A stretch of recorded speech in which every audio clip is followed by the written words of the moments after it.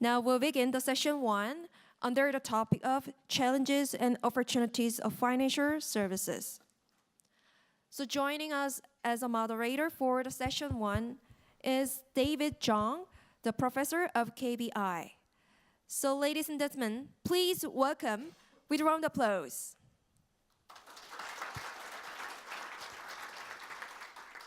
Good morning, everyone.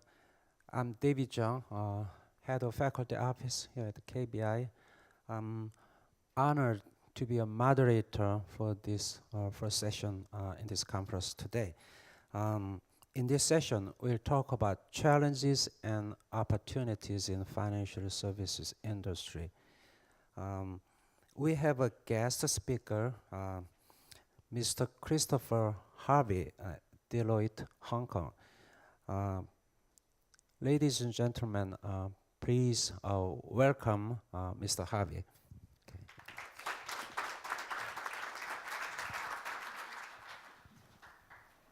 Mr. Harvey is Managing Director and Global Industry Leader of Financial Services at Deloitte, Hong Kong. He's responsible for developing Deloitte's financial service industry strategies for their member banks. He has over 20 years of global experiences all over the world.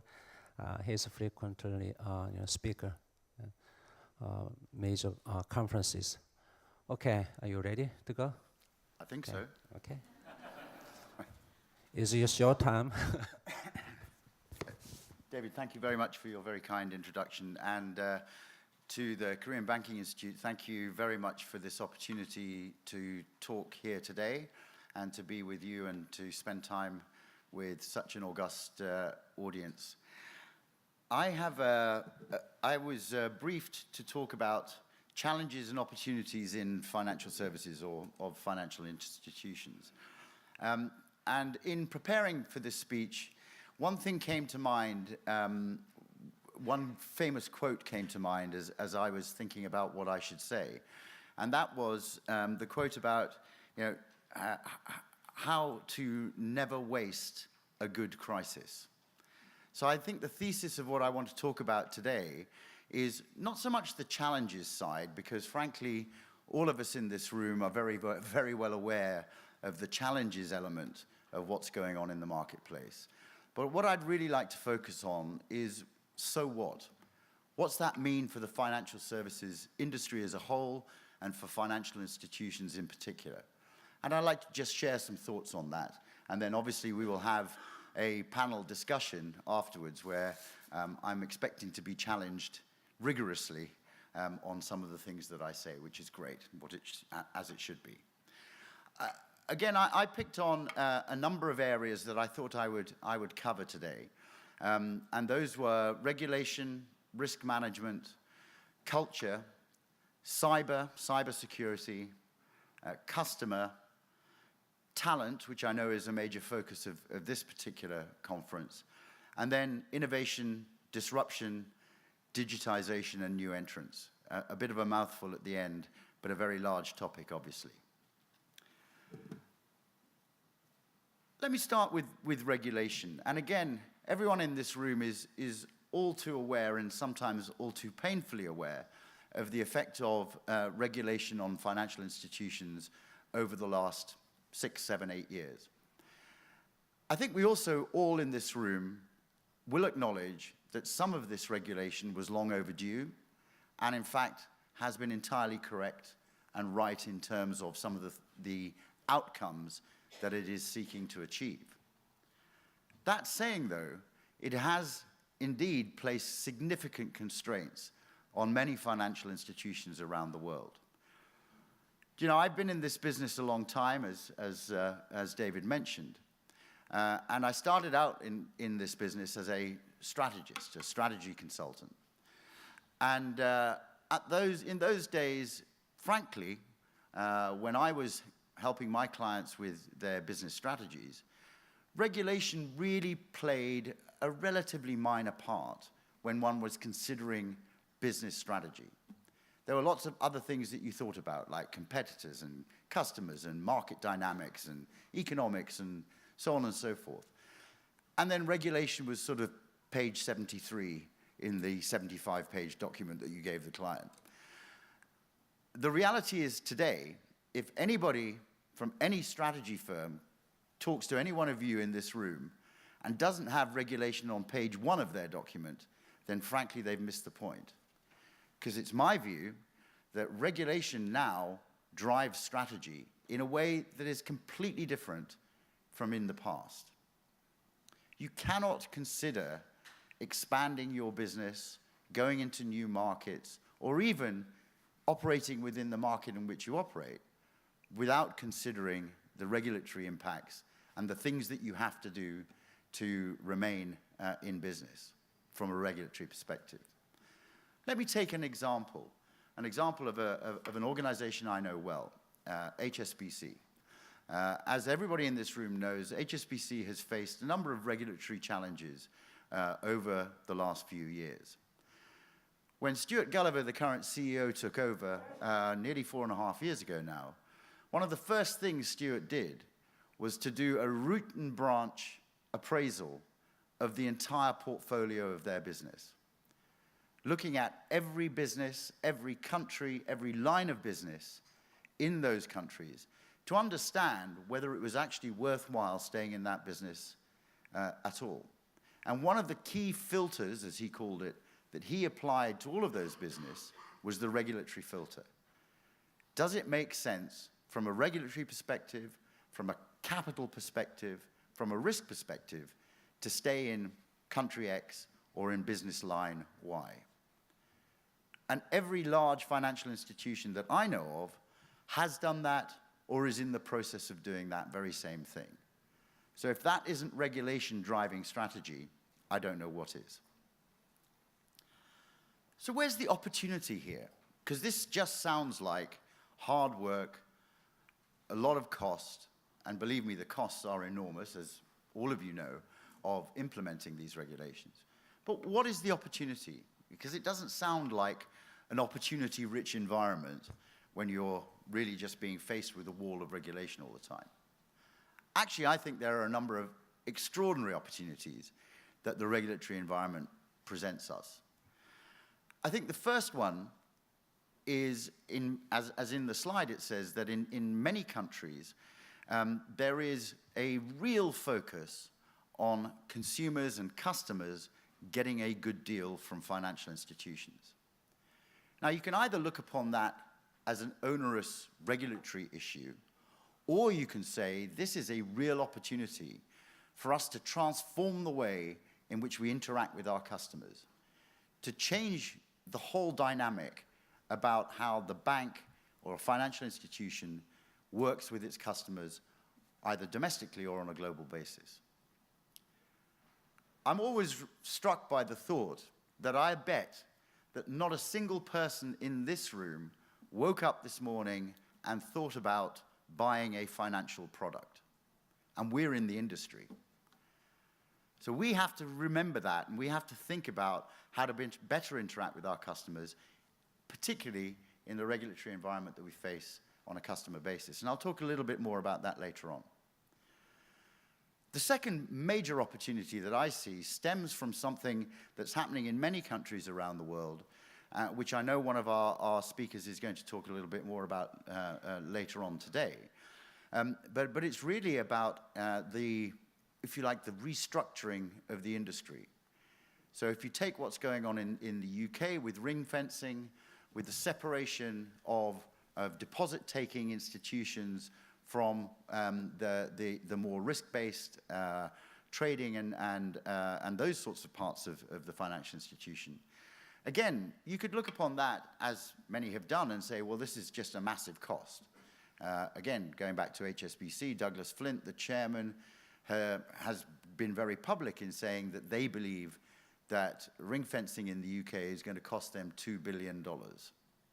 So that's a big cost, right?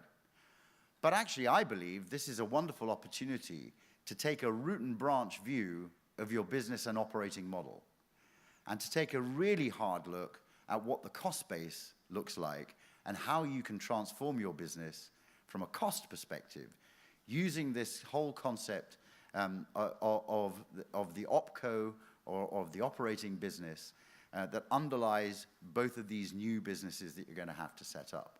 And don't do that just within the jurisdiction that you're looking at, whether it be the UK or parts of the EU, but look at that on a global basis.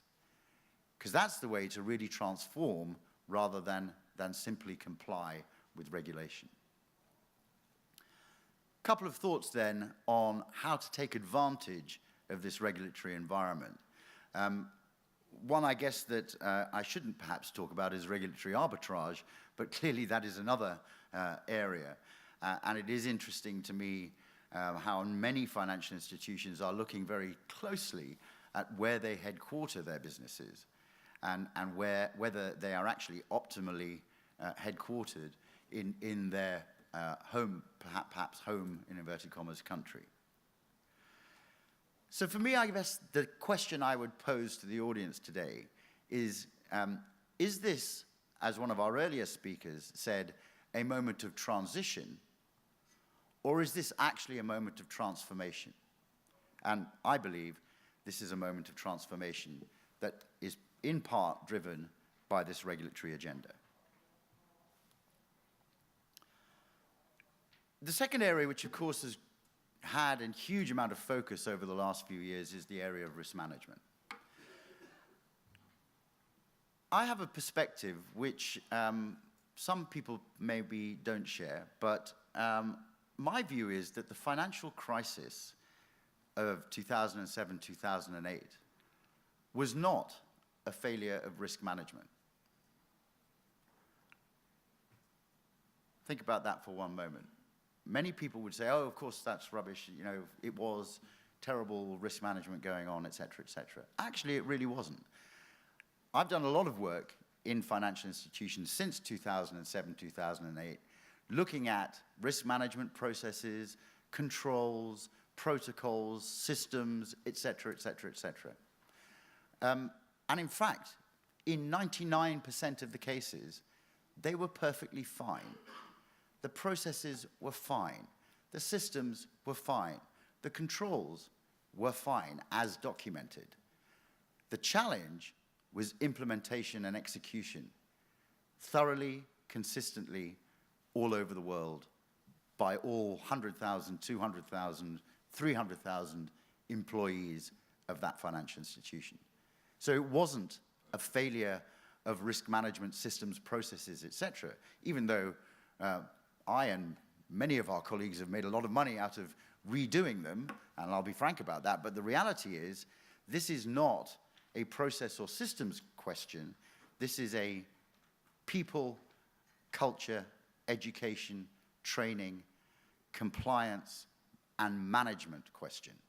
So to me, the key word here is not risk, the key word is management. And how we manage and maintain and enforce and comply with the systems and protocols and processes that we put in place is, to me, the real question for the future. I also think that, to a certain extent, consultants, like myself, have actually done the industry a bit of a disservice. Because I think this concept of the 3 lines of defense, where although being perfectly logical and correct and empirically right, in execution and implementation, sometimes what it has meant is that the first line go, well, it's okay, I've got the second line, so I'll leave it to them. And the second line go, well, yeah, but we've got the third line, so we'll leave it to them. And suddenly, accountability disappears.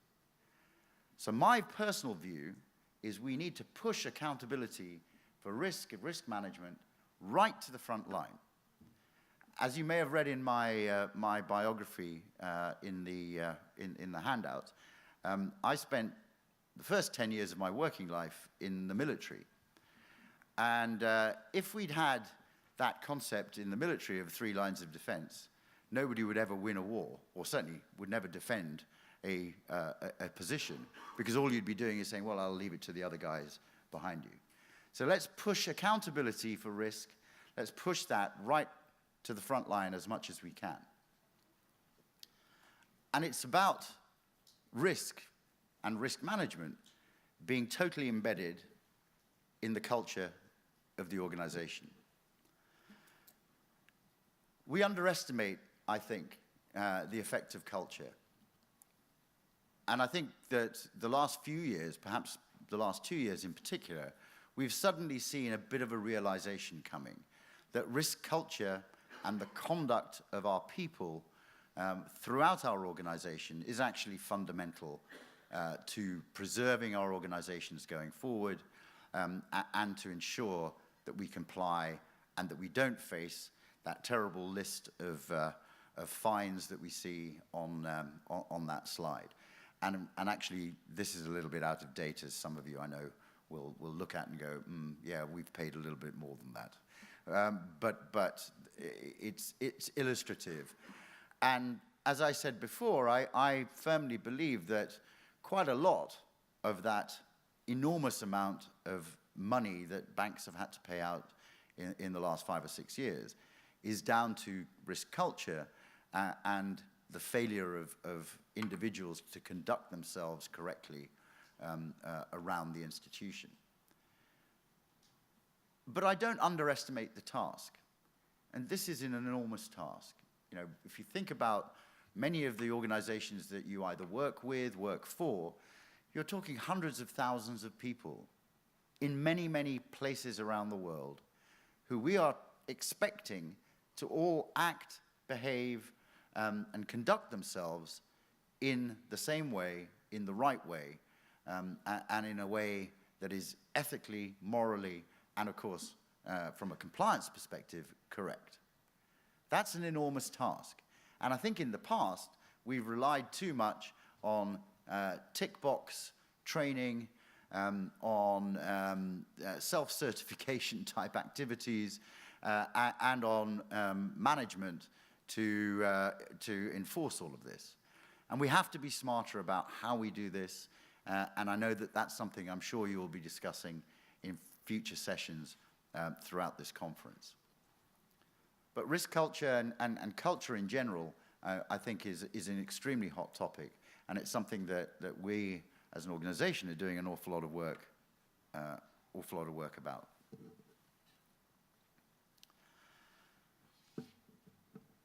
To me, probably the hottest thing, though, at the moment, in many ways, certainly from a protection perspective, is the whole area of cyber and cybersecurity. I don't have to remind people in this country about the threat that sits very close to here. But that threat is a global threat. It's not a localized issue, as the Sony example clearly shows us. Every financial institution, everybody in this room knows that we face cyber threats on a daily, hourly, probably minute-by-minute basis. So far, the industry has done a reasonable job, frankly, of holding back this threat. But the problem we face is that the cyber criminals are always one step ahead. There's no system that you have in any of your institutions that cannot be broken by a cyber criminal. So the question is, how do we get as fast as possible into protecting ourselves against these cyber attacks? And I actually believe that this is one of those areas where the industry has to work together to combat this. There is no competitive advantage from having a better cyber system than the next door financial institution. There really isn't, because this cyber threat threatens all of us, not individual institutions or individual countries. It's a threat to every single institution around the world. So my view is that this is somewhere where financial institutions, governments, regulatory bodies need to work together much, much more closely to conquer this threat and to fight the effects, potentially the effects, that we need to guard ourselves against. Now, this is happening, and it is happening in a number of places. But I guess my ask of all of you is, how do we make this happen more seamlessly, more effectively, and how do we cooperate together in a better way to ensure that our institutions and, in fact, the whole financial system is not compromised and isn't threatened by cyber criminals around the world.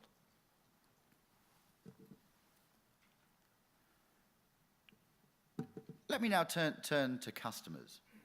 You know, I think we have a choice facing us in financial services, particularly in what I would call mainstream financial services.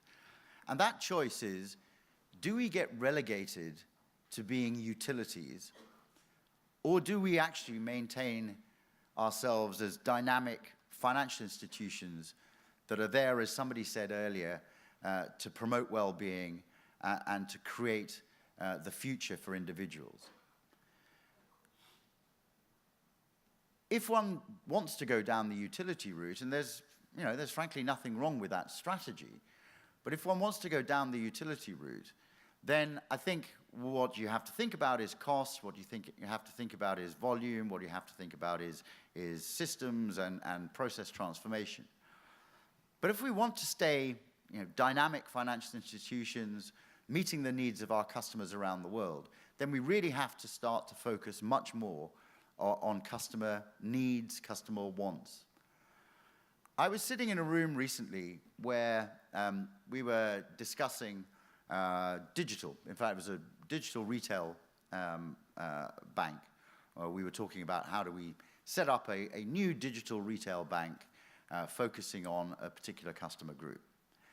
Sitting in that room, and I hope I won't offend anybody here, but sitting in that room were 14 white, middle-aged men.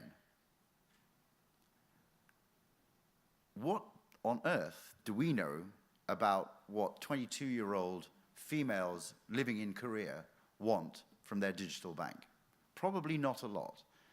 So I think one of the things we have to think about when we think about customers is how do we involve customers in the whole creation process and innovation process to allow us to actually really understand what they want and need, not what we think that they want and need.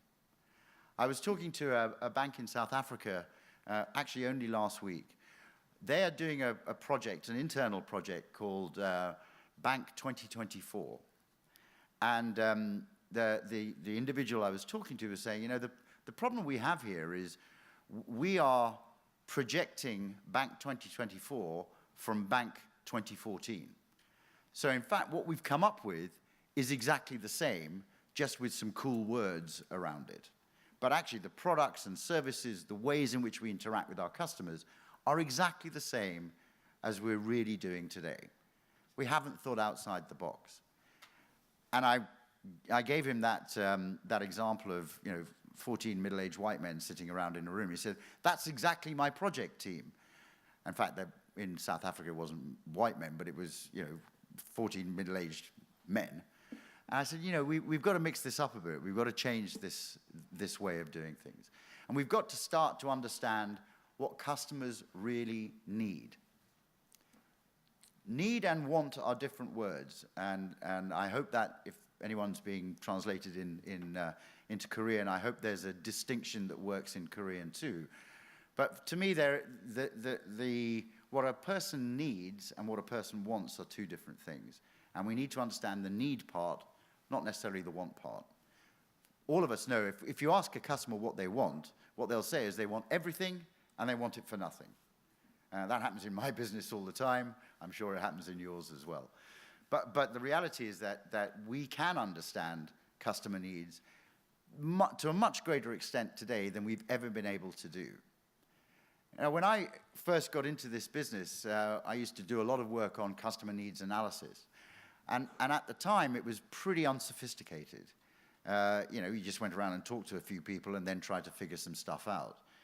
Today, the technology that we have at our command, particularly the data analytics that we can do around customers, will give us and can give us a much, much greater degree of insight into what they really need and how they really act and operate in this new environment. A wonderful example of that is WeBank. Anybody in this room know about WeBank? Please put your hand up. Okay, interesting. Well, I'll come on to why you should in the next part of the presentation. But WeBank is a bank that was launched in China about 2 months ago. It's a bank that is part of Tencent, the China's mobile operator.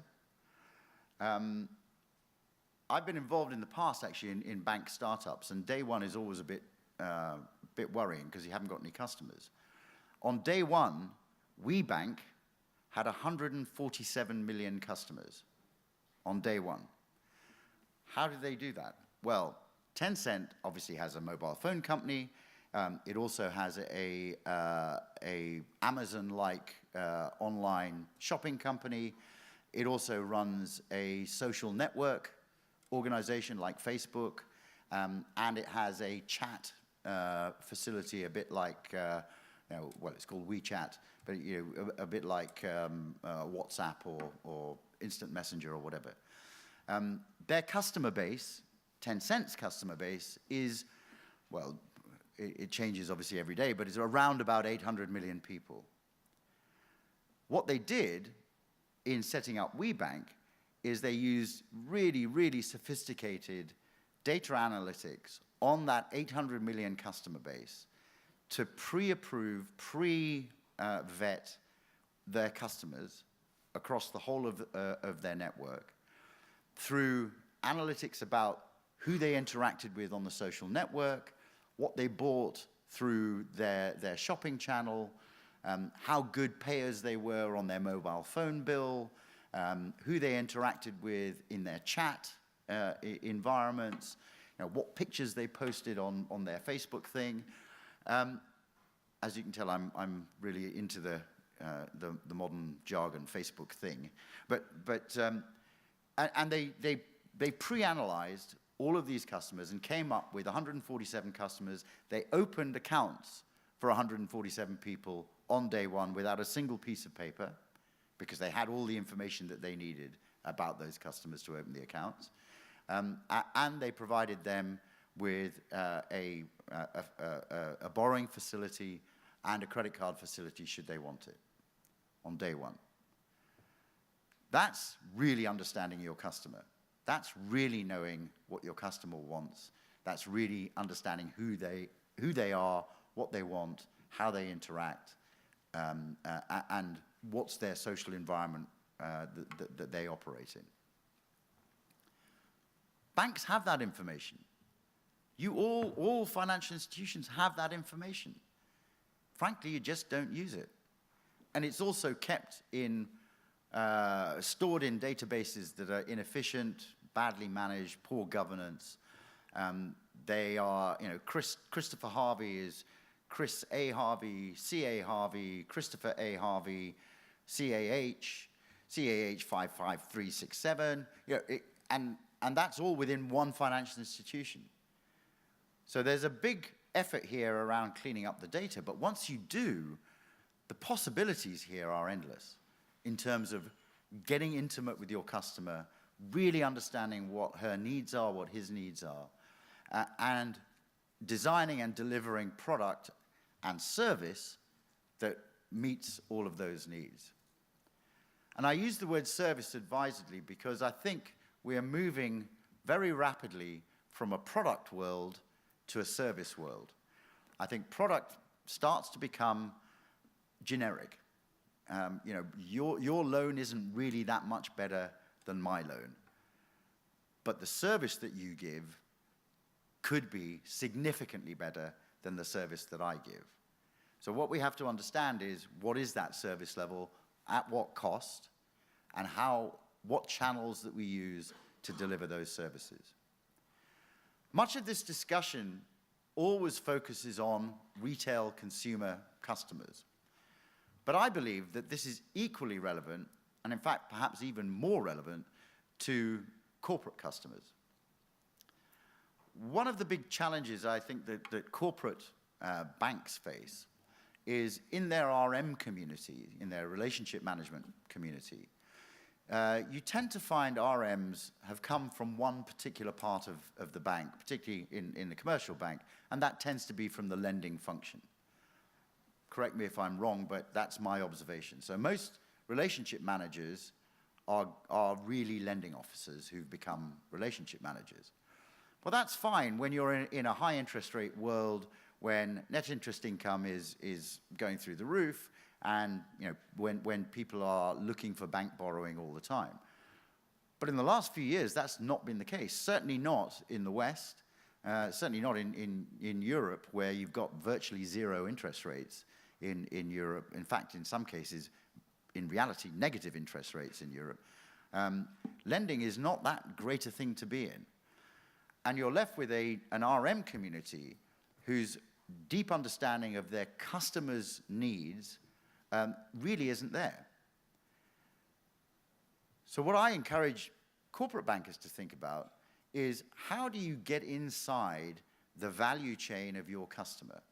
If your customer is a shipping company, how do you really understand what it means to run a shipping company? How can you become a trusted advisor to the CEO, to the CFO, to the head of operations of a shipping company from a financial perspective? Clearly, you don't want to tell him or her how to run their business, but you need to understand what that business is, how it works, and how does the financial value chain that you bring as a banker add value to the physical value chain that they operate as a shipping company or whatever company they happen to be in. That, to me, is the future for corporate banking. And again, that talks a lot about how do we deploy and use analytics in the front line with our relationship managers to enable them to be better at understanding what their customers really need, rather than just pushing the latest loan product or pushing the latest corporate finance deal. So I think the customer arena presents us with an enormous amount of opportunity as financial institutions. And again, we are being forced down this route anyway by regulation, as I said earlier. So let's take advantage of this and let's understand what we can do to really move this forward.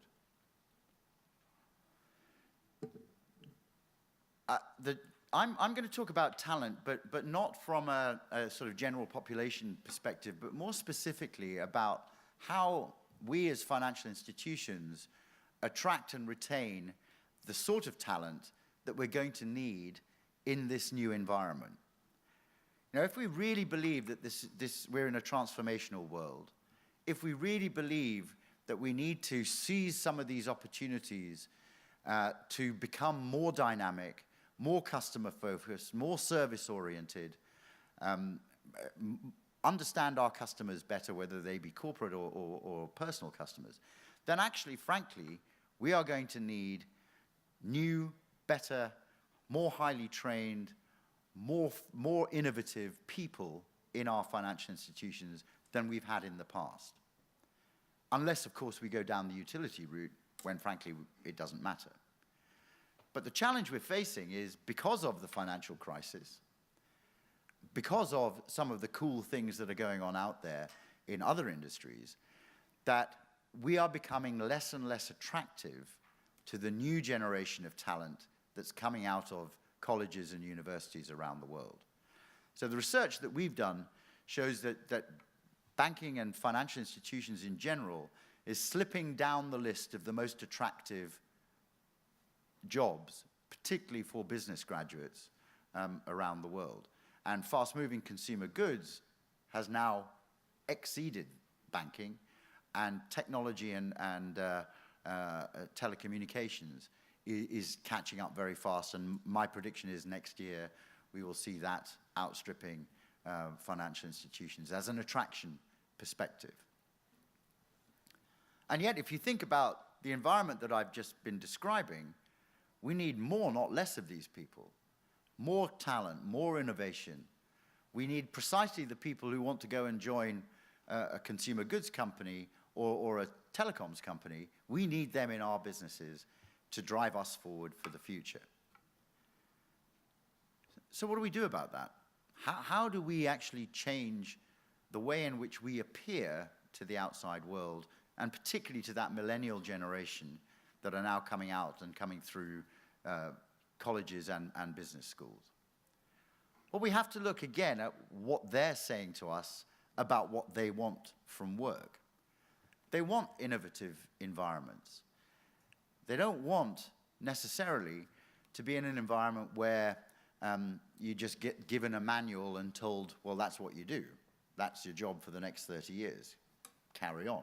See you soon. They don't want that. They want to be in an environment where they're challenged, where there's innovation, and where they can grow and develop their skills.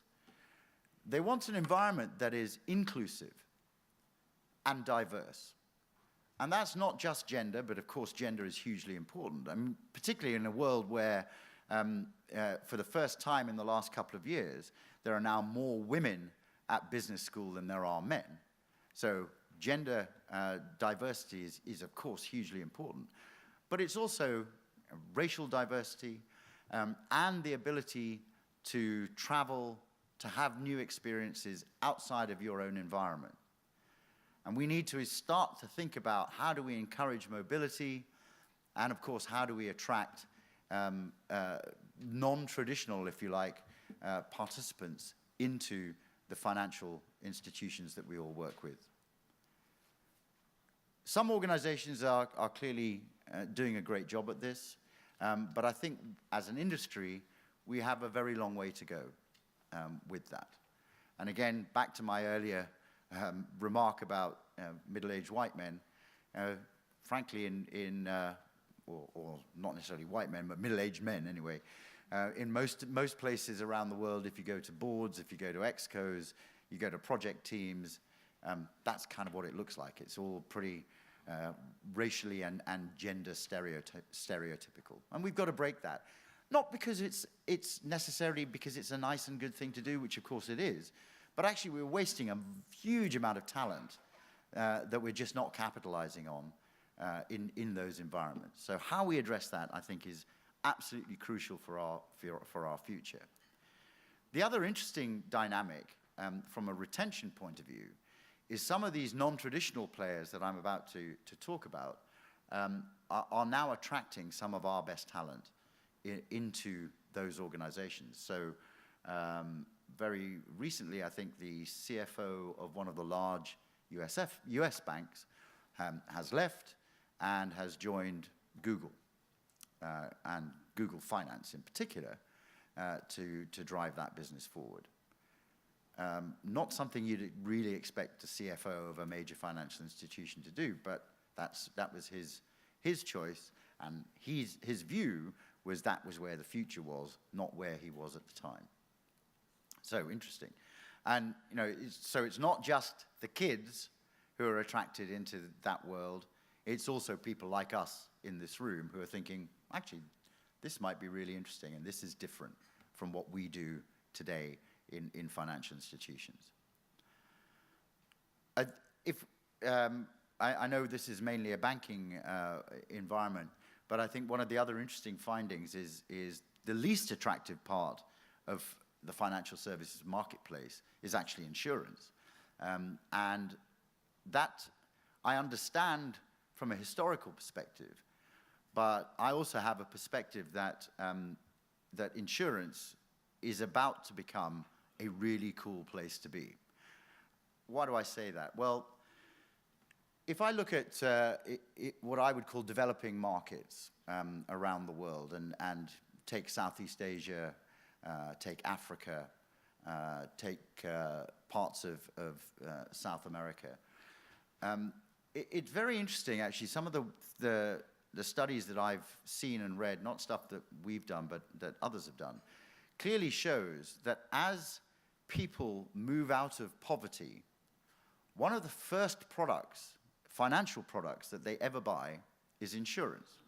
They don't necessarily set up a bank account or get a credit card or take out a loan. Actually, what they do is take out an insurance policy. Because for most of us, all of us, I'm sure, in this room, one of the things that we all want to do is to protect ourselves, our families, the people we love, the people we care for, or indeed the things that we have. And that is a natural thing for all human beings. And so insurance starts to become a very interesting industry. In certain parts of Africa, for example, the single most important, or popular, financial product that's sold is funeral insurance. Because in certain parts of Africa, funerals are incredibly expensive. If you're a subsistence worker, farmer, or whatever it might be, and very sadly, unfortunately, one of your family members, your mother, your father, happens to pass away, it can actually destroy your wherewithal, your financial wherewithal, because of the cost of the funeral, because it's expected culturally. So funeral insurance actually is a lead product for many insurance companies in that part of the world. And again, that's all about understanding your market, understanding your environment. But I do think that insurance is going to become an extremely important product set, and then all of the things that wrap around insurance going forward. But of course, back to my earlier point, if we can't attract talent into insurance, how are insurance companies or bancassurers going to take advantage of what I think will be an extremely interesting marketplace, particularly in this region, not necessarily in Korea or Japan, but in Southeast Asia in particular. I think it's going to be enormously important. Finally, let's turn to innovation, disruption, digitization, new entrants, etc. Back to my earlier point about transition or transformation. 2 years ago, having a conversation with senior bankers around all of this stuff tended to be, well, it's really just about a new channel, isn't it? You know, what we're just talking about is banking on a mobile phone. So I'll get my IT people to go and do that, and then we're done. And it was very difficult 2 years ago to persuade anybody that really this was changing the game. Partly because, frankly, people have been talking about game-changing technology ever since technology was invented, ever since Mr. Watson did his computer. But I actually believe that this really is transformational. This really is disruptive. And it really is changing the financial institution landscape of the future.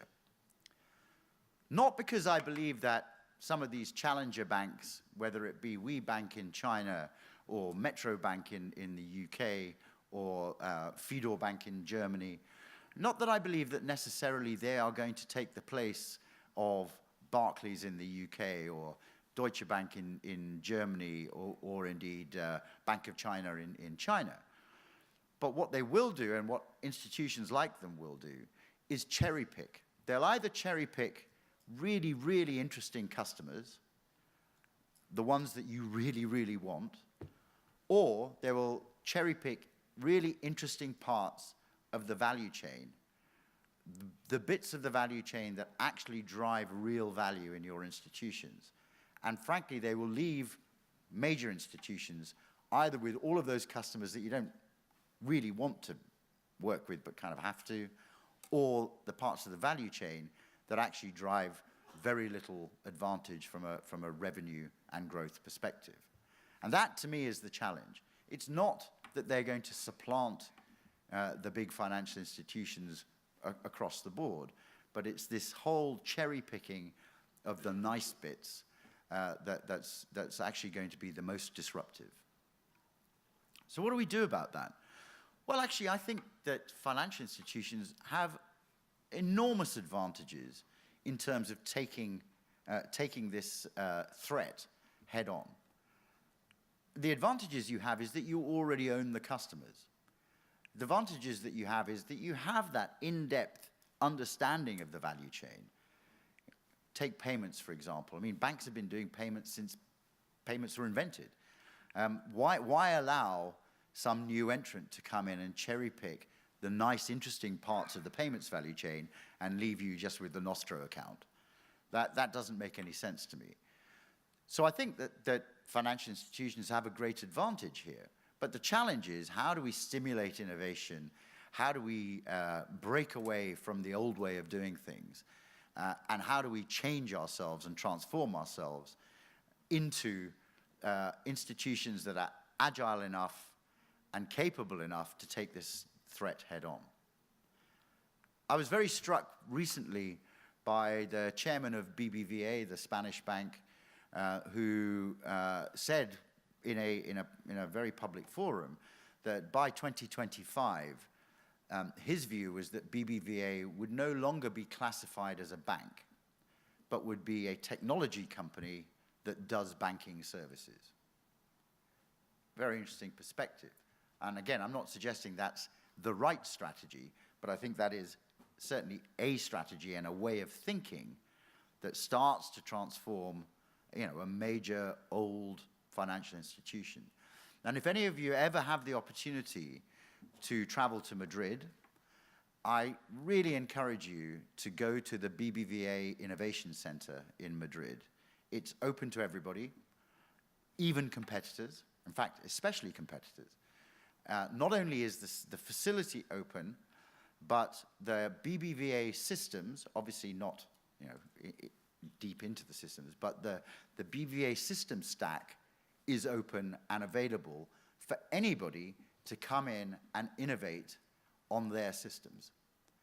So what's happening now in Madrid is young developers with an interesting idea are going into the BBVA Innovation Center, using the BBVA stack of technology and developing new applications, new systems, new processes, whatever, on the BBVA stack, and BBVA then take advantage of that in their operations and integrate those into their systems. A very smart idea.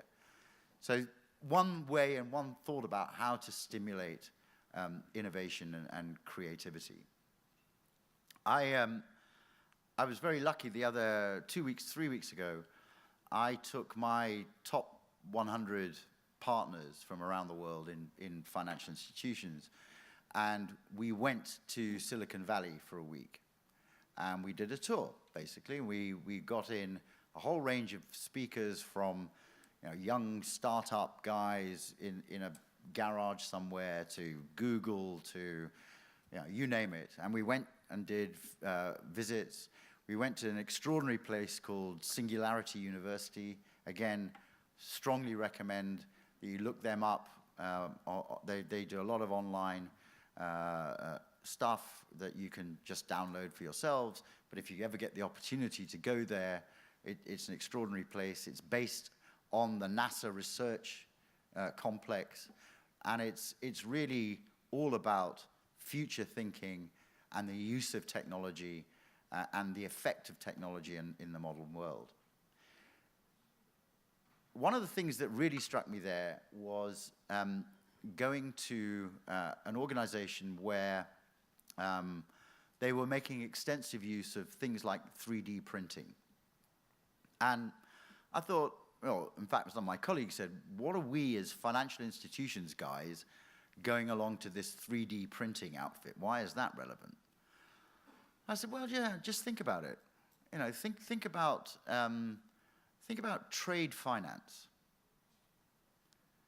So let's just suspend disbelief for one moment. But let's just say that in 10 years' time, you can do 3D printing on an industrial scale. Just think what that does to manufacturing industries. Why do you have a big car plant in, I don't know, Birmingham in the UK to manufacture cars, when actually all you need is a massive 3D printer in a room this size, press a button, and 3 hours later a car comes out? I mean, theoretically, that is possible. So that's manufacturing done.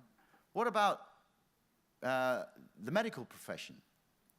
I went to another place where they were absolutely convinced that in my lifetime, and as you can tell, I'm just the other side of 37, in my lifetime, there will be a place which will hold a bank of my organs ready to transplant into me at any time. Using my DNA, using 3D printing techniques, you will be able to print every organ in your body. I did ask about the brain, but they said no, probably not. You know, the Alzheimer's is still going to kick in, so you're saved that. But every other organ, you know, your failing lungs, your failing heart, kidneys, whatever else it might be, they will be held in a bank, and you'll just be able to go and get it, or indeed just print it as you need it. Well, that changes the medical profession significantly. So, 3D printing, a bit of a fad, cool thing to do, but will have an impact on all of us, both personally, but also from a financial institution's point of view.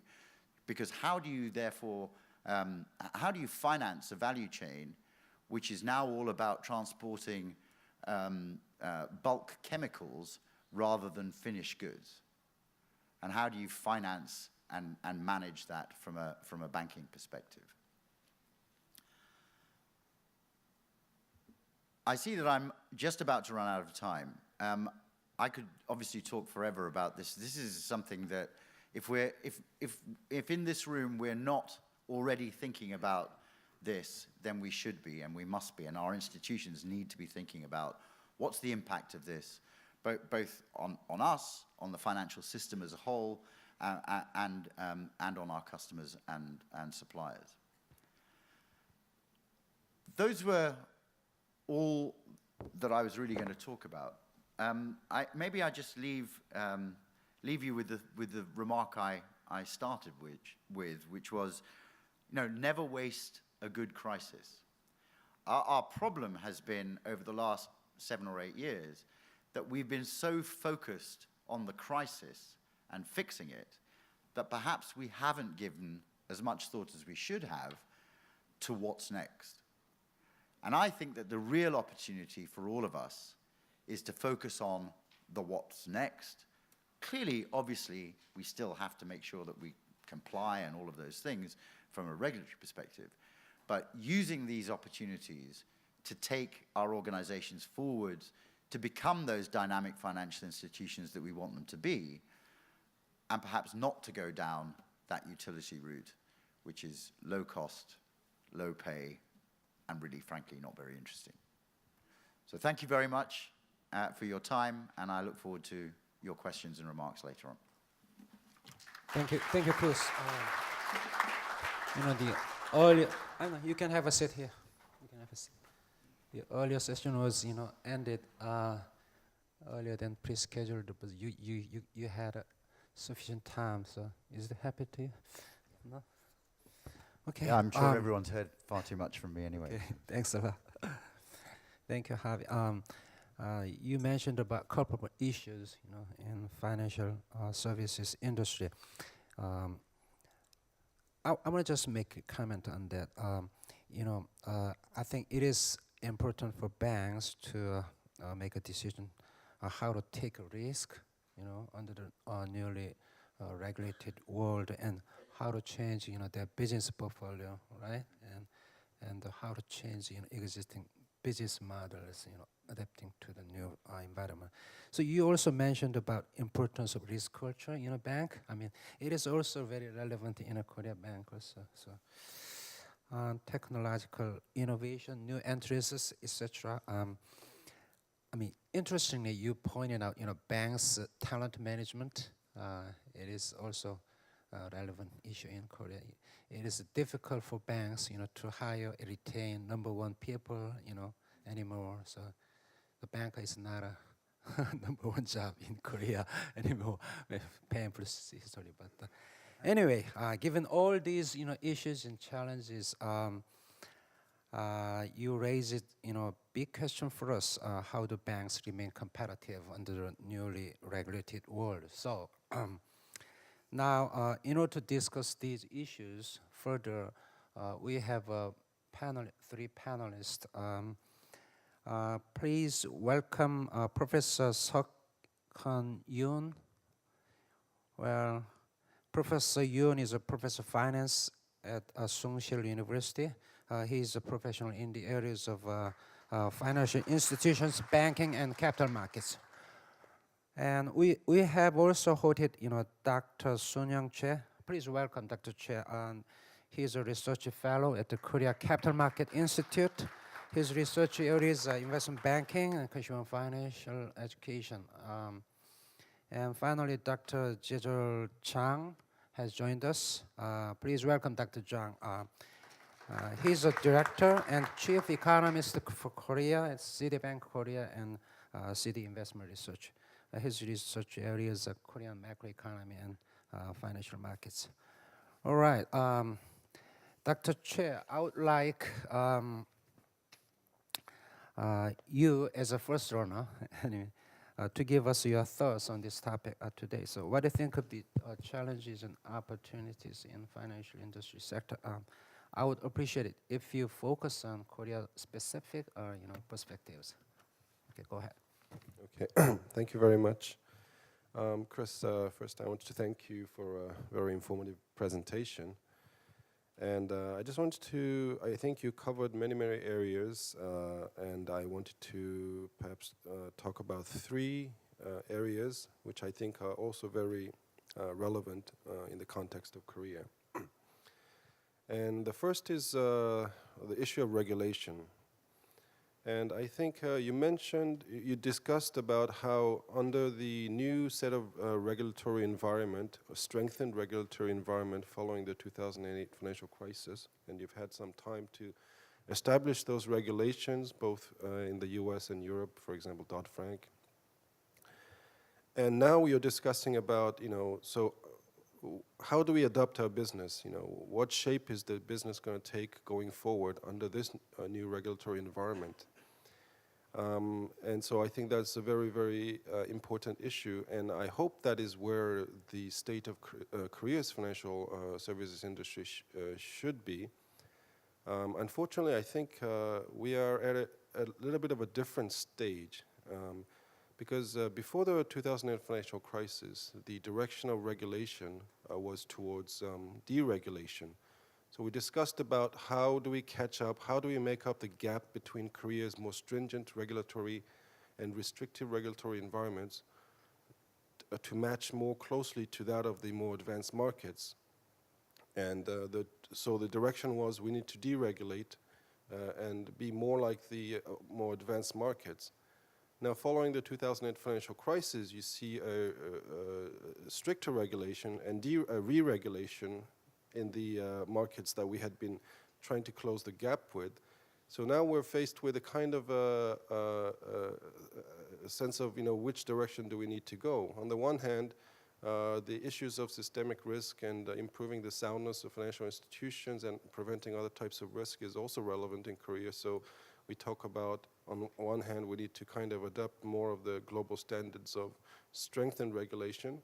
But on the other hand, we also have the same issue prior to 2008 is we need to kind of loosen up the regulation if we want to enhance growth and innovation for the financial services industry.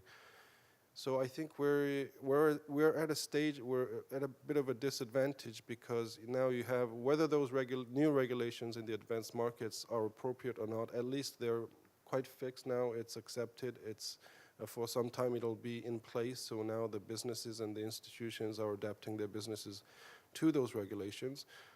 Korea's financial institutions are still faced with an uncertainty about what is the regulatory environment that will be in place going forward. So I think we really need to think about what is the direction that we need to go to.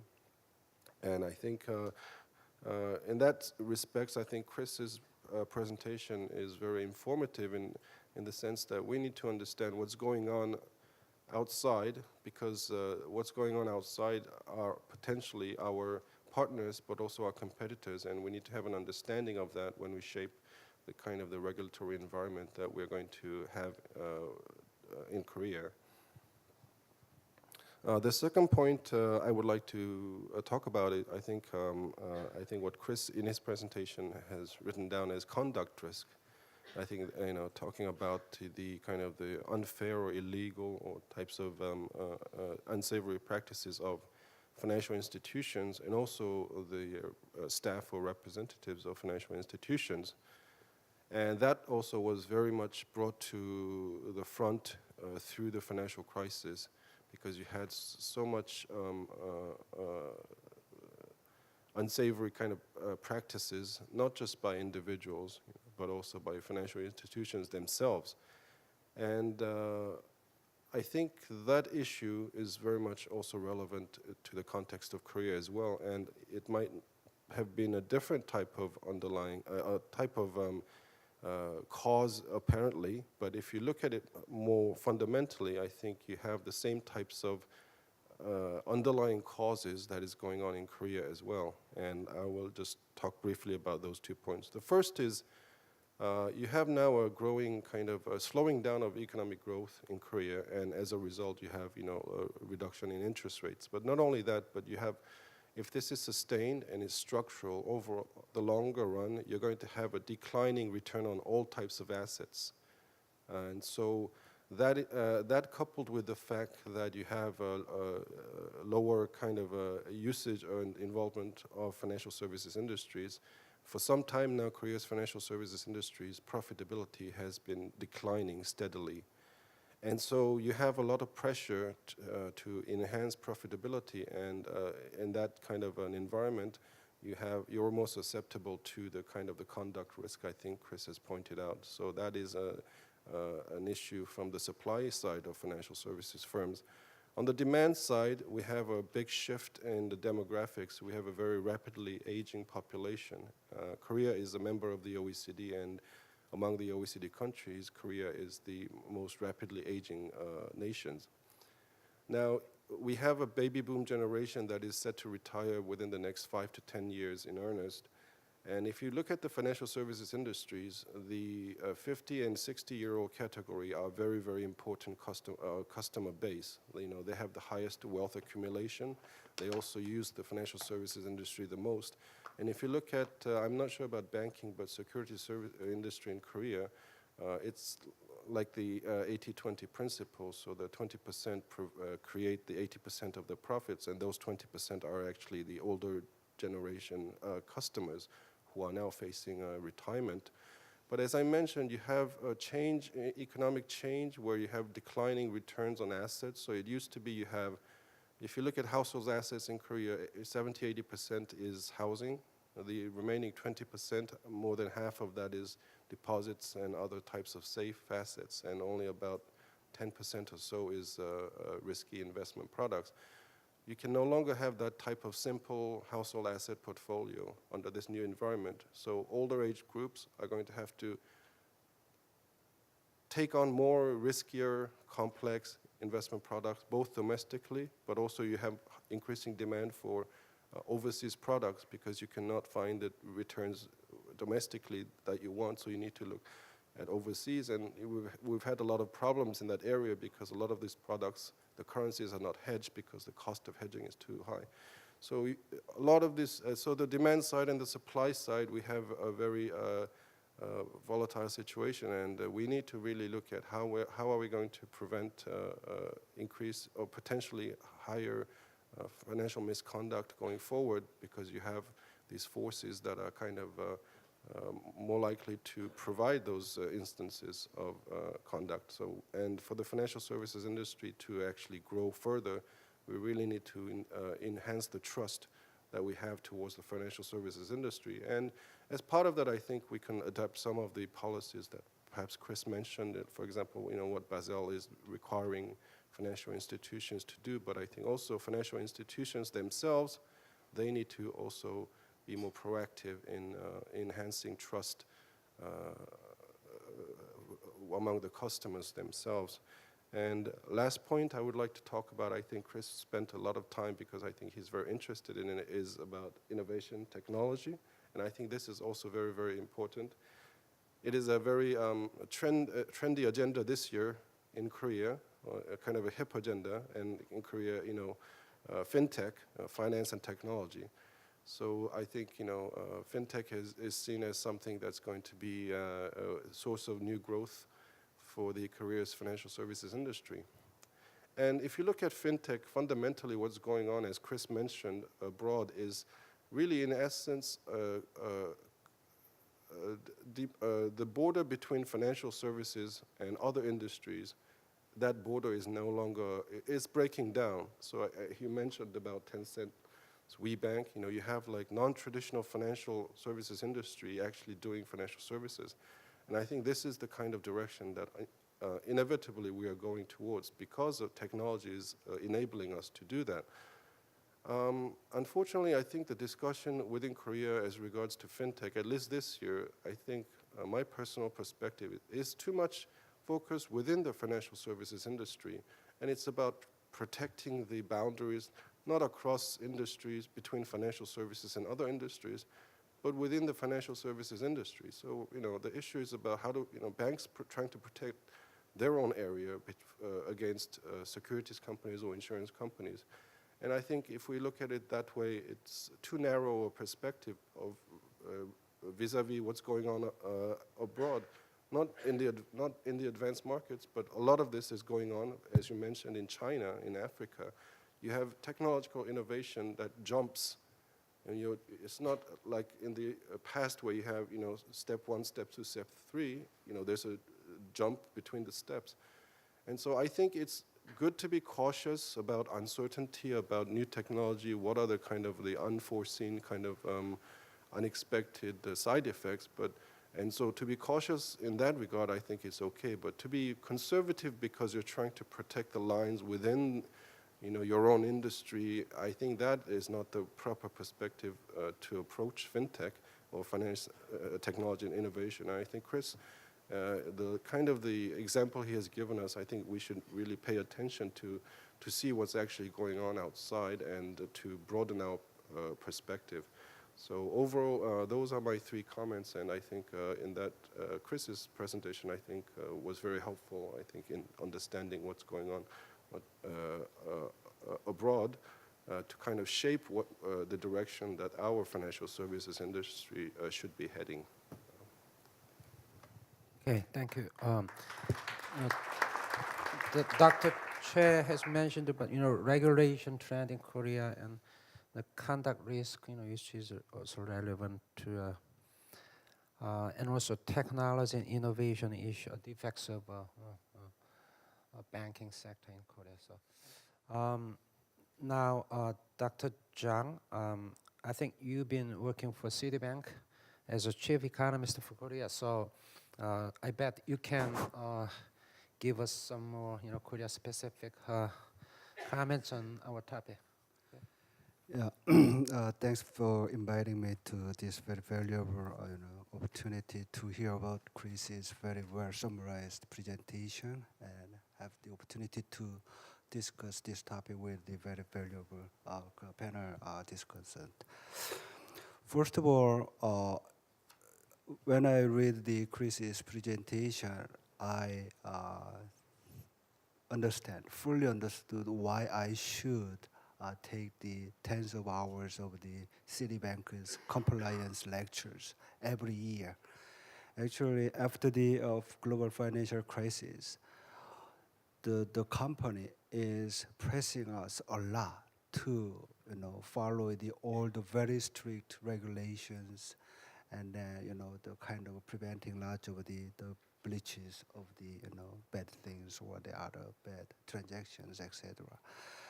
So it is a very understandable kind of situation, but I'd like to add the one special kind of the part to the crisis or general banking regulations for the case of the Korea, because as you know, emerging market countries, they have their own kind of defects, the kind of the very very shortcomings, the financial market stability issues, especially when the global financial market is very unstable. So the Korea is the one of the typical example because we have the several regulation, financial market regulation, only for the FX market things or for the controlling the foreign investors kind of the transactions. I think it is reasonable because the Korea economy already has the two financial kind of crisis situation. The first one, the biggest one, was the 1997 Asian financial crisis at the end of the 1997. And then the second one, which was a little bit milder, but it hit the Korean financial market very seriously in 2008. So after these two financial crises, Korea financial regulators, they put the several measures to stabilize or to support the financial market stabilities. The very well-known ones are the macro prudential measures after the global financial crisis. Government to put some regulations or put the seals on the bankers, especially the foreign bank branches, the derivative positions compared to their assets, or some bank levies. Korea authorities said that it is kind of a financial stability levies, such as. So, as the Dr. Che said that Korea market itself has the own task. We need to deregulate, which is not a standard or a kind of very specific kind of a Korean specific one to the global standard one. But on top of that, the financial market itself, banking sector itself, has the very strong regulation after the financial crisis. So it is very tough situation for the Korean financial market, especially the banking sectors, because as Dr. Che said that global financial market, after the global financial crisis in 2008, the interest rate is very low, and then the global growth momentum is not strong, which means that the current low interest rate regime might last longer than we expected.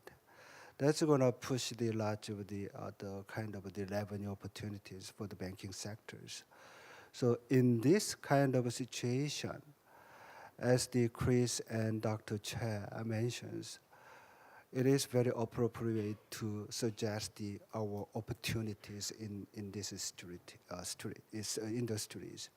That is the kind of the emergence of the e-commerce, which could be more related into the banking sectors if the banking sector itself combine the technology very well, efficiently with the non-financial services technology companies.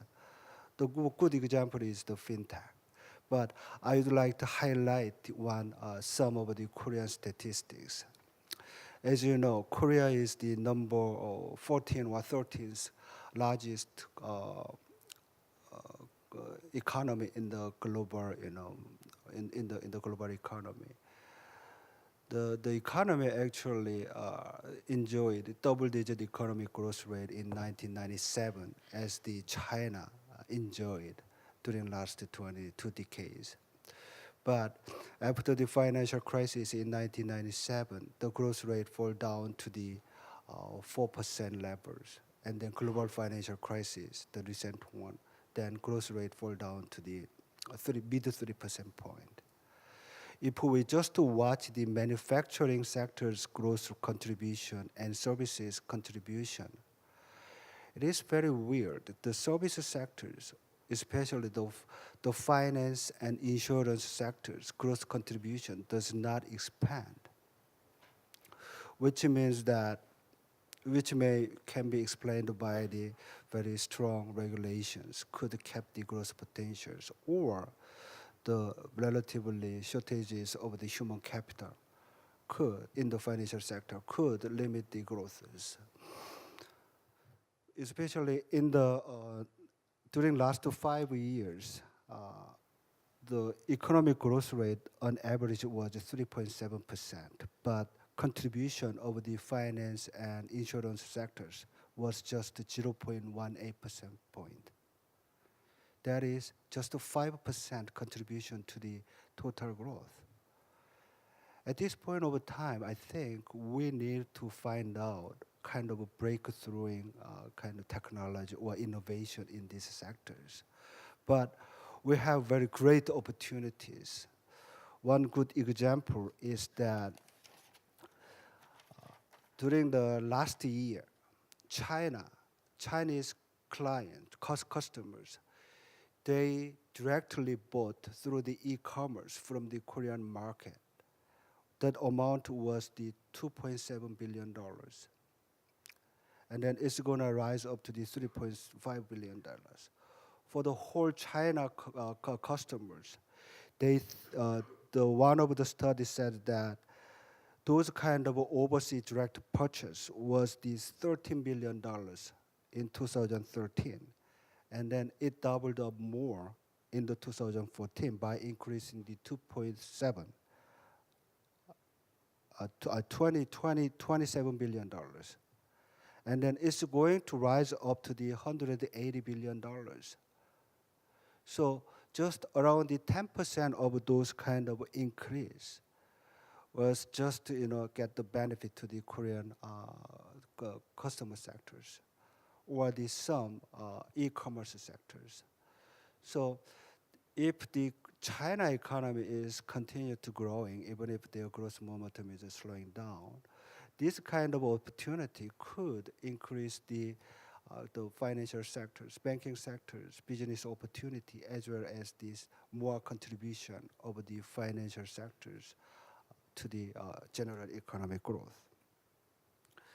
So this is very kind of important time because, as Chris said, so far we just focused on how can we follow or how can we improve our business conditions from the very heavy regulations from the financial authorities. But from now on, we need to find out what we have to do, and then we have to prepare for the coming decade. So. Chris's presentation was very insightful, and then I got some, understanding of what our financial industries are now, and then kind of some prospect on the business as well. Thank you. Thank you, Dr. Chang. As an economist, you have made good comments on issues and opportunities for the banking sector. Okay, finally, we have another panelist, Professor Yun. How do you think, do our banks remain competitive? How to, survive in the near future? Okay, thank you. Good morning, ladies and gentlemen. I first would like to thank Korea Banking Institute and President Lee for inviting me over to give a discussion in this very important opportunities, the 21st World Conference of Banking Institute. And then I would like to thank Chris for such an illuminating presentation. His presentation made me realize once again that Korean financial services industries are lagging behind international best practices. It's like he was talking about our future while I am sitting here stuck to the past. Mr. Harvey divides his discussion into 7 issues.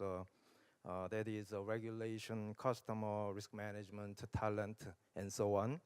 Although I find his classification very persuasive and reasonable, I will employ different classification in order to incorporate some urgent issues facing Korean financial services these days. So I will discuss the 6 current issues of Korean financial services, mostly in banking. In each issue, I'll briefly explain problems and try to make some recommendations of my own. Let me start first with the bank profitability problem. I believe this also applies to global banking firms, as they also suffered from decreases in profitability since the 2008 global financial crisis. I checked some numbers which I'd like to share now with you. I compared two groups. The first group is world top 500 banks. The second group are Korean banks, including city banks, regional banks, and specialized banks, all banks in Korea. I checked their NIM, net interest margin, and I found that in year 2004, the world top 500 banks, this is average number, was 2.85%. It reduced down a little bit to 2.59% in the year of 2013. So a slight decrease. In the case of Korean banks, it used to be 2.81% in the year 2005. It decreased substantially to 1.87% in the year 2013. I also checked the growth rates for the last about 10 years. World top 500 banks, they grow at a rate of 9.9% annually, whereas Korean banks grew in a similar period only at 6.6%. So this tells us that situation in Korean banking industry is not that great. Of late, people often blamed this low profitability of Korean banks on the low ratio of non-interest income to total income, which is in the range of 10 to 35% in Korea. However, I think we need to be a little bit careful here. I try to refer to some study by Gamba-Korta and Van Rixtel. This is a Bank for International Settlement working paper in 2013. They checked ROEs, the relation between ROE and that ratio that I have just mentioned, the ratio of non-interest income to total income. They found this result. Before the 2008 crisis, the ROE was maximized at such a ratio of 45 to 50%. However, after the crisis, optimal such ratio has gone down to 40 to 45%. This kind of reflects increased market risk after the financial crisis. I also checked similar things for Korea, and I found optimal such ratio was analyzed to be about 20% before the crisis, but lowered to about 10% thereafter. Given that Korean banking industry exhibited like 10 to 35% of such ratio these days, I think it's not the best thing for us to push banks to increase this non-interest income or such ratio. What to do in order to improve the profitability of banks? What I recommend here is going back to basics. In other words, concentration on traditional intermediation services seems very important, but perhaps performing them in an innovative manner, like Chris suggested, seems very practical.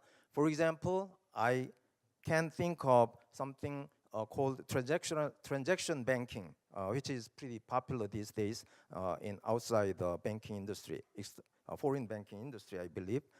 The second issue that I'd like to address is related to this unsophisticated intermediation services, which is related to the previous profitability thing. Traditionally in Korea, there has been strong government intervention which led to passivity in risk-taking by bankers. And this mitigates incentives for financial innovation. That's what most Korean scholars believe. Low profitability itself is indicative of markets, but it also represents low level of sophistication in financial intermediation services. Evidences are all over the place. First, jables do not appreciate domestic banking services a lot. Secondly, banks are reluctant to supply risk credit to small and medium enterprises. In this situation, banks are eager to increase only safe credits to households like mortgage loans. And therefore, it's natural that profits are low. We care about this bank profitability as we believe it is positively related to the provision of intermediation services for the economy, Korean economy. In this regard, I, together with two of my colleagues, propose a new way of classifying bank profitability based on information functions. We argue that in the paper, what's important is whether or not bank income results in association with the provision of bank intermediation services, services provided to the customers, instead of whether it takes the form of interest income or non-interest income.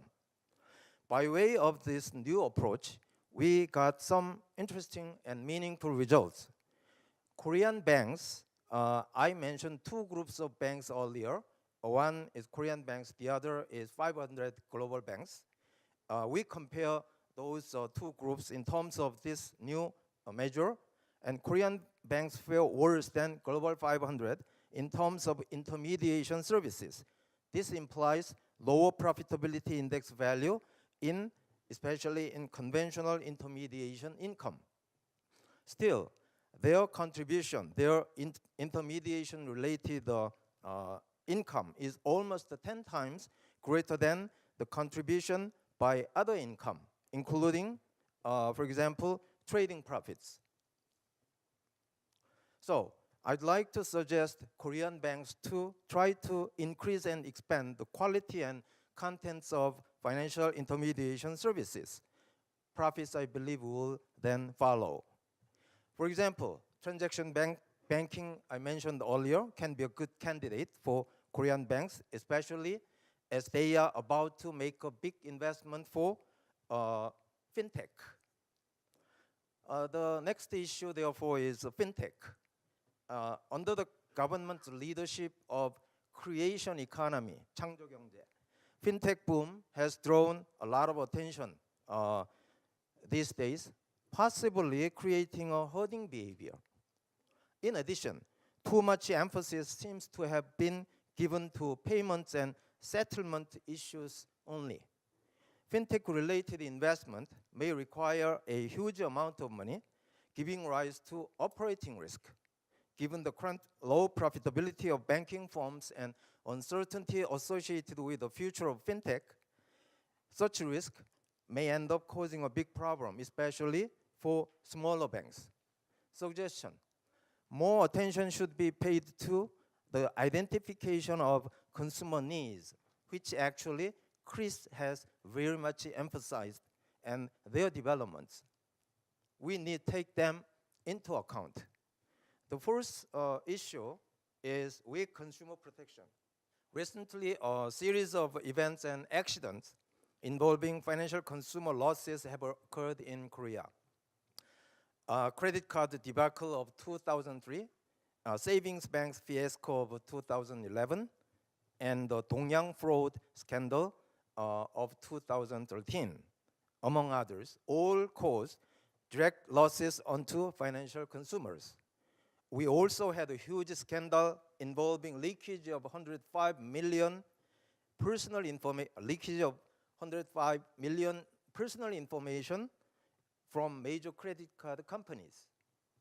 In order to correct such situations and protect consumers effectively, discussions for reform of financial supervisory system have been underway in the National Assembly, but the speed is very, very slow.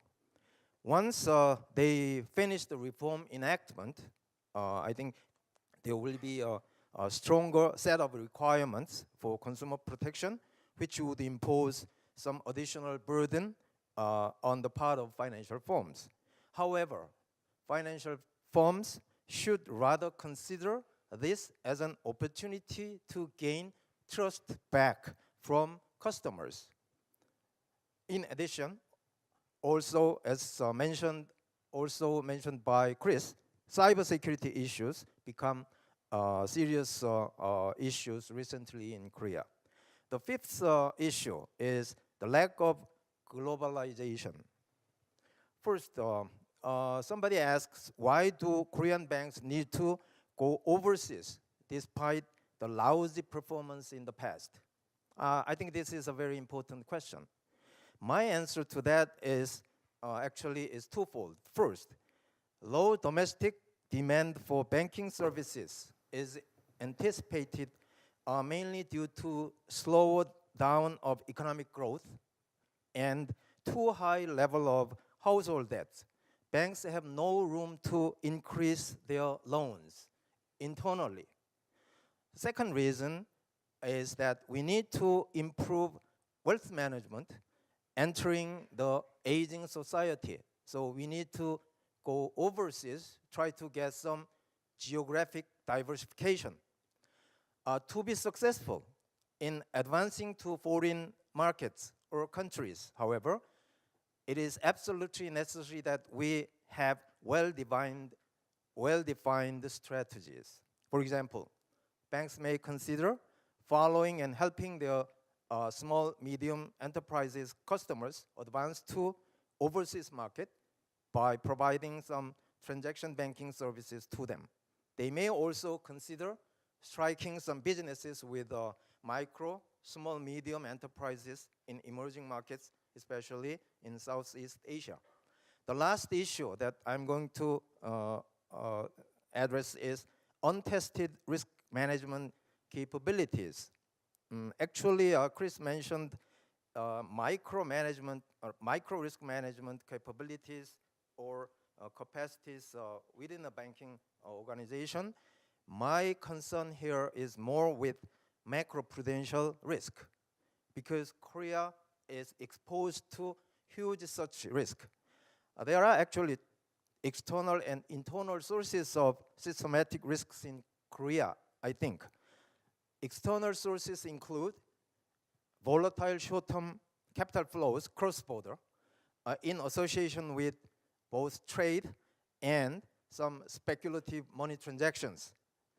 The Korea's degree of dependency upon foreign trade exceeds 100%. This is pretty high according to the international standards.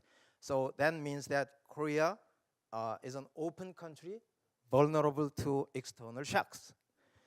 The second is internal sources, and they include hoarding behavior often initiated by the government, ironically. For example, household debt amounting to 1,100 million won could cause a systemic risk if we do not handle it very carefully. Another problem associated with this risk management issue is that risk management capabilities of our banks have not yet been tested of late. Korea had three-tier package regulatory measures in place against FX risk after the 2008 financial crisis, but not yet been tested. And since Dr. Jhan and some other persons mentioned this one, I'll skip this. While Korea has been complying with the rules and regulations suggested by the Bank for International Settlement, we are not sure of its effectiveness. This may be because they could have been tailor-made to the particular needs of some advanced countries instead of emerging countries. For this, I believe some proper reform of financial supervision system is desired. I think I passed my time, and that's my discussion. I thank you very much for listening. Thank you. Thank you so much, Professor Yun. You you have raised some important issues, including Korean banks, profitability and growth potential, and also governance issues also. And you talked about, your research result and the Korean banks' performance. I think everyone in this hall has just gotten inside information for our banks. Anyway, thanks a lot. Now, we'll take questions or any comments from anyone on the floor. Is there any question? Okay. Give him a mic. Thanks. My name is Sinye Lee, and I'm from Korea Banking Institute. I'm very impressed by Dr. Harvey's presentation. I'm absolutely agree with you in that, and now is the time of transformation, not time of transitory. Something really important and irrevocable changes already happen, especially in technological environment, especially the big data and data analytics. To me, most banks seems to resemble the dinosaur, which is slow moving and a small brain to think.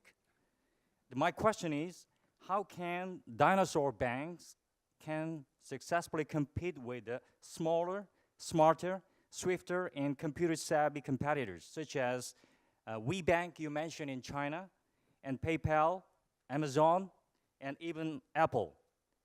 Could you elaborate more on future desirable organizational structure and the compensation scheme and the makeup of employees and also necessary training for the future bankers? Thank you very much. I'm not sure how to keep that to be a short answer, but let me have a go. Dinosaur is a challenging word, so I probably won't use that in this context. But I understand your point. As I think I said earlier, my perspective is that banks actually start with a real advantage in this. I think the challenge is that there's a lot of work that needs to be done, both at the cultural and talent level and at the technology and innovation level, in order to capitalize on the advantages that banks have. So it's, people always talk about Kodak. It's a Kodak moment for banking, actually. Kodak already invented the digital camera. They had it long before anybody else had. They just didn't execute on it and still maintain that, paper film was the way to go, and nobody would go for digital. We're at a Kodak moment, I think, in banking. So thinking about how we leverage the data that we have, the intimate knowledge of our customers that we already have, the connectivity that we already exists between financial institutions on a global basis, that should put us into a massive advantage over the PayPals and Googles and WeBanks of this world. But the challenge is, how do we execute on that? And how do we change the mindset from, but that's the way we always do things around here? And that is the most common, the most common challenge, I think, that we face. I mean, I'd like to pick up on a couple of remarks that the panelists made, because I think there were some real gems in there. I mean, firstly, I think this whole concept of intermediation services and the risk management that sits on top of intermediation services is a really important point, because that's one of the areas that's under a lot of threat at the moment from non-bank financial institutions. And yet, I think banks have, again, an enormous head start on all of this. So focusing on things like transaction banking and understanding the data requirements and the data insight that transaction banking brings you is one way forward for organizations. The other point I'd like to actually come back on is fintech. I think if I look at what's happening in London, New York, Tel Aviv, Silicon Valley, obviously, and a couple of other places around the world, there's some really interesting confluence of financial institutions, innovators, government, local authorities, and regulators coming together to promote fintech in those places.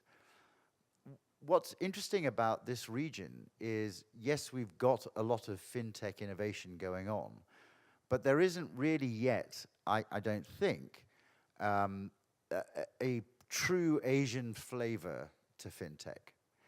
And I think one of the things I would like to see in the next few years is a country, or a number of countries perhaps around Asia, grabbing fintech as the way forward and really promoting the development of fintech as an industry and as a market-leading place for that to happen. Because I think that will enormously benefit financial institutions as well.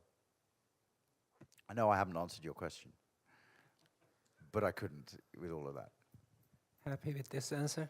Okay, another question from the floor. Okay, go ahead. I'm a bit greedy. I have two questions. I'm Carrie from Hong Kong. So the first question is to Christopher. You mentioned about in terms of risk management, risk culture, and we should promote the first-line defense and pushing the words that we used to the frontline people to help to defend the risk. But when we're talking about recruiting new talents joining the industry, we face a lot of challenge. So the place that we come from, especially in Hong Kong, we have that challenge. So could you share some of your observation or good practices that you observe that we can how we can balance it, pushing the responsibility to frontline, and at the same time we can attract new talents, especially for those young graduates, to expand the talent pool. That's the first question. And the second question is to the panel, which is about the maybe let Christopher answer the question first. Yeah. Sure. I've been told I've got to keep it short. I don't think the two things are mutually exclusive, but I think we have to kind of rebrand risk. Risk has a negative connotation in people's minds, and actually I don't think it is. I mean, I think risk is fundamentally what banks do. What fundamentally has been at the heart of banking and indeed insurance is about the transfer of risk around the networks.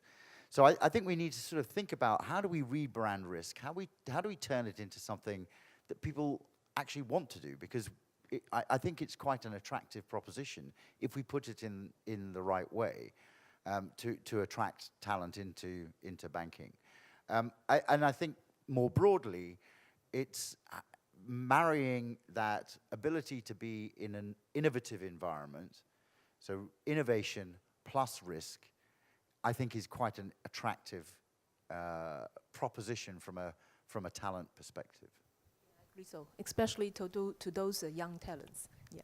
And the second question to the panel is, how do you see the evolving role of the regulators? It's not just Asia, but all over the world, because we have the new players like Tencent and Apple is coming.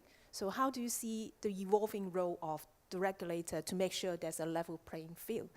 The importance of a level playing field is that we know that it comes with cost, and it goes to Professor Yung about the profitability of the banking industry and the sustainabilities.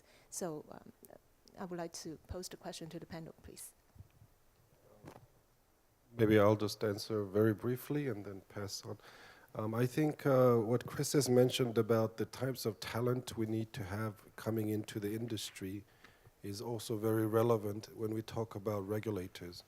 You have a very fast-changing and technologically innovative environment, and we need regulators who are also able to catch up to those kinds of changes. So we need an infusion of talent for the regulators. The second point is, I think we need to have a change in the mindset. We can no longer kind of have the authoritarian, very conservative types of mindset. We need to have a kind of a shift in how we regard the regulation. Oftentimes, too much, at least in Asia, I think we try to supervise through regulation. That is, we have regulation, strict regulation, so we no longer need to supervise because certain activities are not permitted. And I think we need to change that mindset. How do we go from over-regulation and how do we shift towards more improved supervision? Professor Yuen, you have something to say? I think role of regulator, you can think of, let's say, 2 or 3 things. The first one is they need to provide some guideline for the industry. And secondly, but they should not interfere with them too much. So try to give some future direction for them, for the industry, but try to make the circle so that financial institutions or industries can play inside the certain fence or whatever. And then the last one is confirmation or verification, because in the future, I believe if risk arises, then it arises very fast. So they need to have some spot checks of what's going on in the industry so that they can be ready for that. Thank you. Okay. I think 3 people raised up. I think there was one gentleman up there, and he has a question. I mean, she has a priority to ask question. Okay, sorry. No, okay. Anyone can.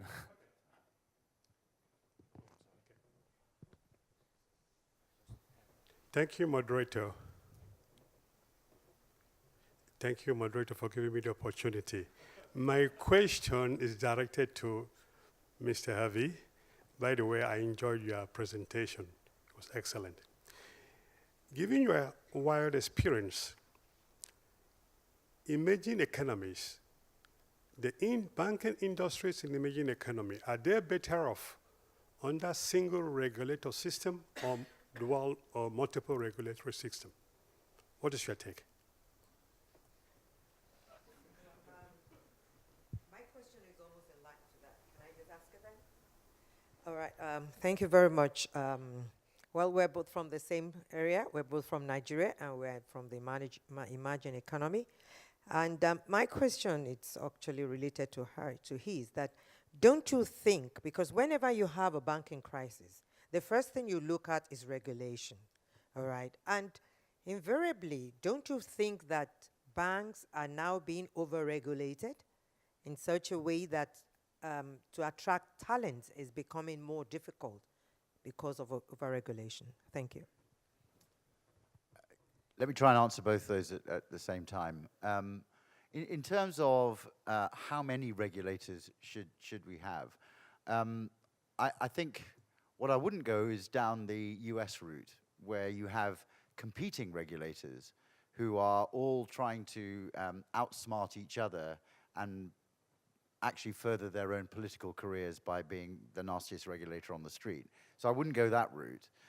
But actually, I think the complexity of financial services means that you do actually need to have specialist focus in certain areas. And I think actually the way in which the UK is moving now from a regulatory point of view is probably the right direction in terms of the focus that the various regulators that have been set up in the last few years in the UK. I think that's about right, but try not to encourage regulators to compete with each other.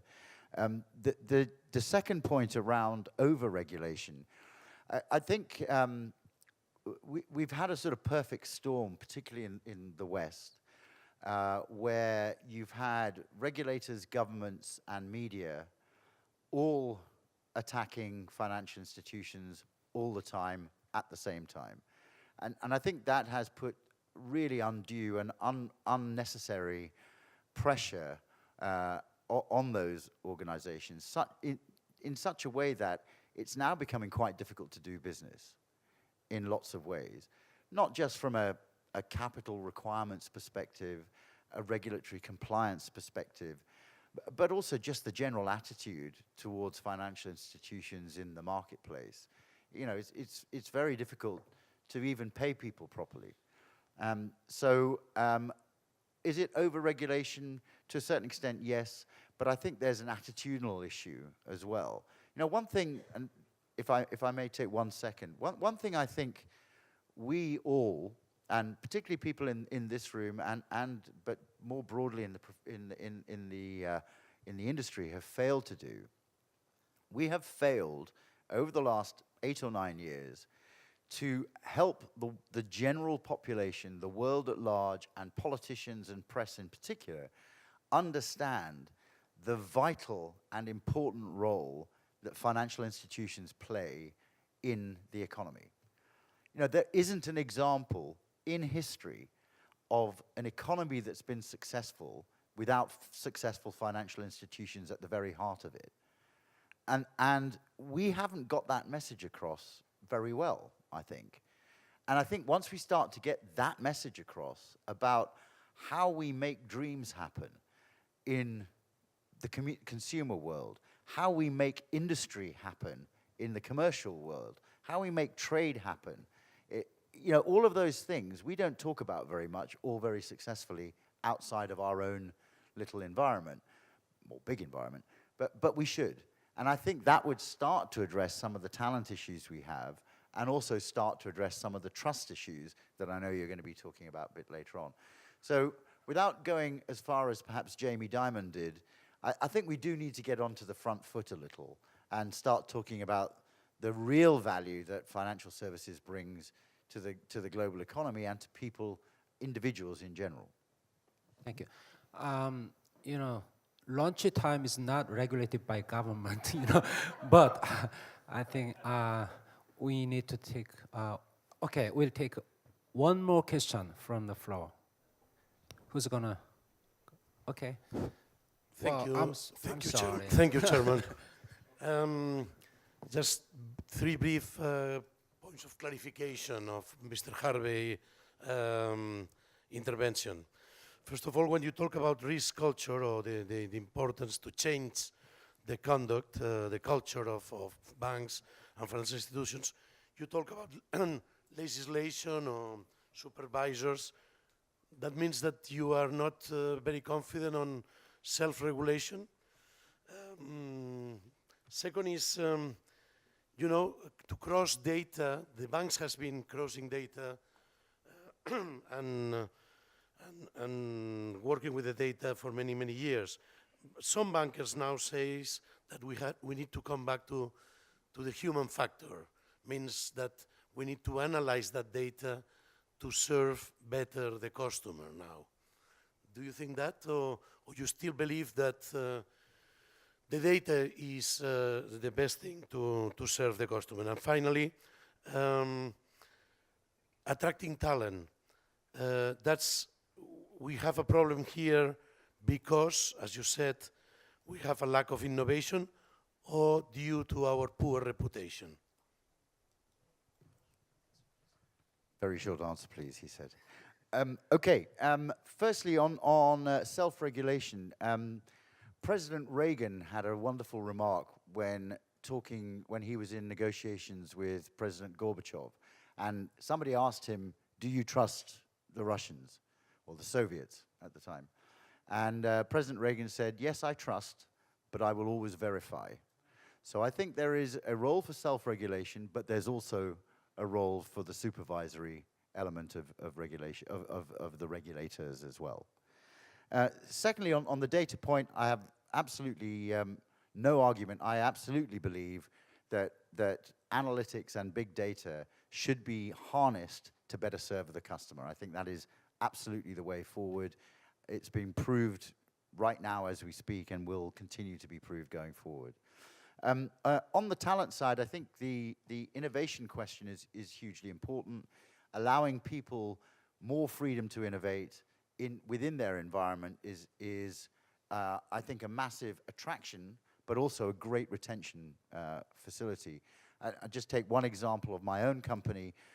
In the UK, our UK firm has put aside a 25 million pound pot for our own people to innovate and create new businesses on the back of our firm.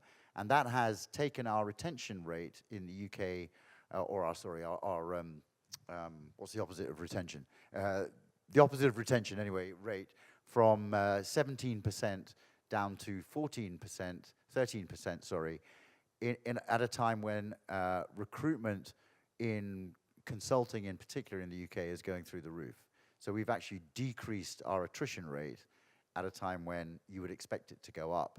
And part of that has got to be around giving our people the freedom to innovate and create new businesses on the back of our firm. So. Okay, I'm really sorry for not giving you much opportunities to ask questions, but I believe we can have a chance to talk about these remaining issues while we're having lunch here. Okay, now it is time to wrap up this session. I'd like to thank Mr. Harvey for your excellent presentation from a global standpoint, and I thank all panelists for joining this event.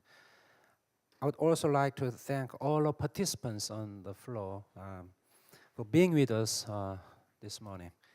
Well, thanks a lot. Let's go have lunch here. Thank you very much.